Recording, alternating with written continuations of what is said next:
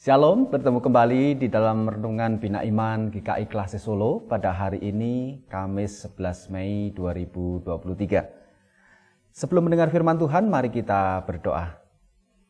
Bapa di surga, kami mengucap syukur untuk hari ini, karena Tuhan terus memberikan berkat dalam kehidupan kami, baik berkat jasmani maupun berkat rohani, dan saat ini juga kami siap untuk mendengar berkat rohani berupa firman-Mu.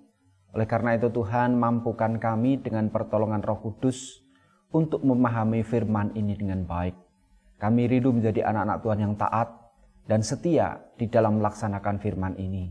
Terima kasih, di dalam Tuhan Yesus kami berdoa. Amin.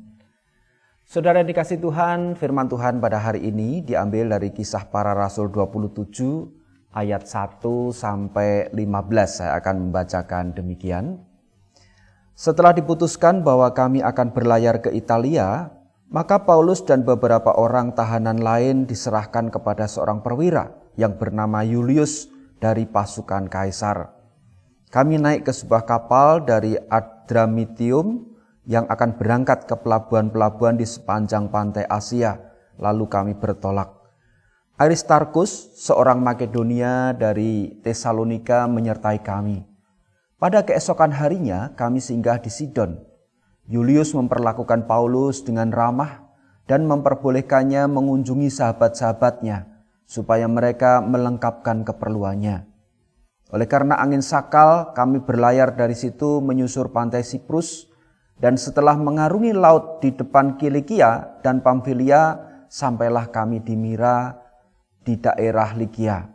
Di situ perwira kami menemukan sebuah kapal dari Alexandria yang hendak berlayar ke Italia. Ia memindahkan kami ke kapal itu. Selama beberapa hari berlayar, kami hampir-hampir tidak maju dan dengan susah payah kami mendekati Knidus. Karena angin tetap tidak baik, kami menyusur pantai Kreta melewati Tanjung Salmone. Sesudah kami dengan susah payah melewati tanjung itu, sampailah kami di sebuah tempat bernama Pelabuhan Indah dekat kota Lasea.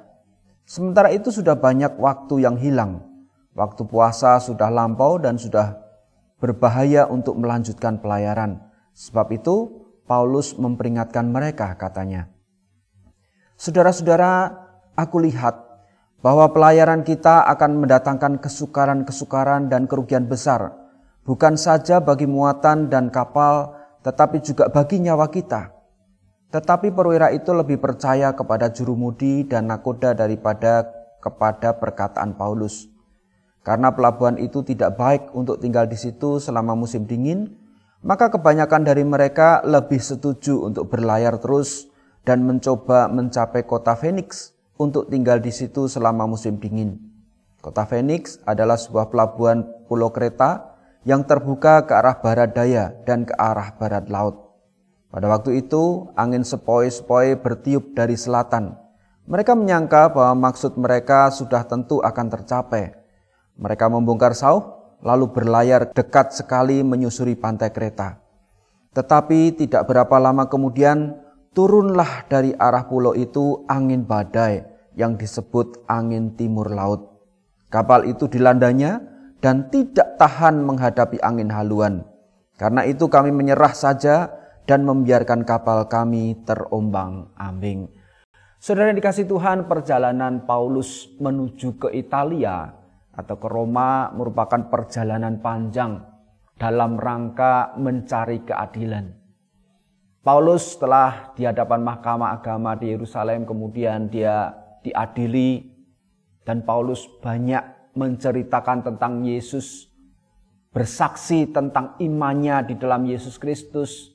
Tetapi tuduhan kepada Paulus terus dilakukan oleh orang-orang Yahudi. Tujuannya adalah agar Paulus tidak berbicara lagi tentang Kristus, tidak bersaksi tentang Kristus, dan kalau bisa Paulus dibunuh. Sehingga pengadilan Paulus ini terus berlangsung dari satu tempat ke tempat yang lain sampai ke beberapa tingkat, dan Paulus tetap minta keadilan sampai ke Kaisar. Jadi dia naik banding. Nah, dalam perikop yang kita baca ini juga menceritakan bagaimana Paulus dalam perjalanan ke Italia, ke Roma, menghadapi persoalan-persoalan tetapi dia dikawal oleh perwira yang baik. Dia ramah kepada Paulus. Dan Paulus tahu bahwa susah payah dalam berlayar sampai pindah ke kapal besar, itu pun juga harus berhadapan dengan persoalan di lautan. Dan itu yang dipikirkan oleh Paulus. Dan saya yakin bahwa Paulus dengan hikmat Tuhan juga melihat bahwa perjalanan saat itu harus dihentikan, walaupun kondisi tempat berhenti saat itu tidak layak atau tidak memenuhi syarat untuk beristirahat. Tetapi kalau memaksakan maka akan terjadi musibah yang lebih besar. Dan Paulus mengatakan hal itu supaya pelayaran ditunda dulu, mereka beristirahat selama musim dingin baru melanjutkan. Tetapi kita melihat ternyata perwira lebih menyetujui apa yang dikatakan oleh jurumudi dan nakoda kapal itu, dan melihat angin sepoi-sepoi pada saat itu yang mendukung suasana supaya mereka tetap berlanjut. Dan banyak dari para tahanan dan juga para penumpang kapal ini meminta untuk berlanjut. Dan apa yang dikhawatirkan oleh Paulus memang terjadi. Pada akhirnya mereka diterpa oleh badai yang begitu besar. Sampai akhirnya kalau kita baca lebih lanjut, para nakoda itu berusaha melarikan diri pada saat kapal itu mau kandas. Dan akhirnya kapal itu kandas dan mereka tidak bisa berbuat apa-apa. Berhari-hari mereka harus berpuasa dan tidak makan. Kita melihat bahwa Paulus walaupun dalam kondisi sesulit apapun, dia tetap memberikan pengharapan. Paulus tetap memberikan kekuatan bagi orang-orang lain. Walaupun orang-orang itu bukan dalam lingkup saudara-saudara atau dalam lingkup orang-orang dekat. Bahkan para tawanan, para penjahat, dan juga orang-orang yang berusaha untuk membawa dia ke tahanan. Tetapi Paulus tetap memberitakan kasih Tuhan. Kita melihat bagaimana perjalanan Paulus di pengadilan-pengadilan. Dia tetap bersaksi tentang Tuhan dan dengan berani. Dan pada saat menghadapi pelayaran ini pun dia tetap memberitakan kasih dan menyampaikan pesan Tuhan agar mereka dapat aman, tentram, tidak melanjutkan perjalanan, tetapi mereka tetap melanggar dan mereka tetap bersikeras sampai akhirnya kapal kandas. Dan dari sini saudara yang dikasihi Tuhan, kita bisa belajar dalam kondisi apapun kita harus tetap memberikan pengharapan kepada banyak orang.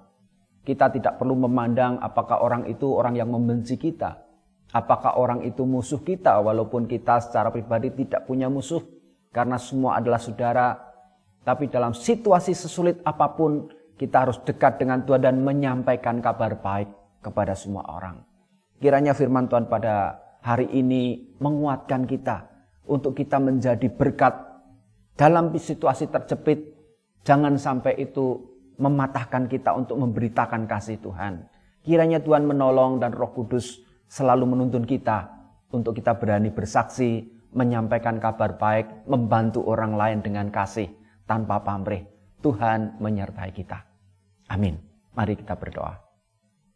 Kami bersyukur padamu Tuhan untuk firman-Mu hari ini. Biarlah kami juga dimampukan seperti Paulus dalam kondisi yang begitu menyakitkan, sebagai seorang tahanan harus menjalani perjalanan panjang, bahkan harus berpuasa karena terbatasnya makanan, tapi masih memperhatikan orang-orang di sekelilingnya dan berani bersaksi tentang Kristus. Untuk itu ajar kami untuk juga memberitakan kasih Kristus di tengah situasi yang sulit.